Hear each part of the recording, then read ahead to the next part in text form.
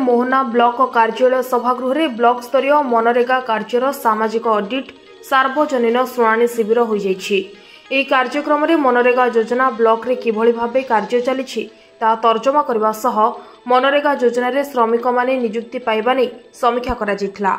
Block विभिन्न पंचायत रे मनरेगा योजना माध्यम रे कार्य जारी रहितबा बेले किभली भाबे संपन्न करा जिवो आलोचना करा जायथिला।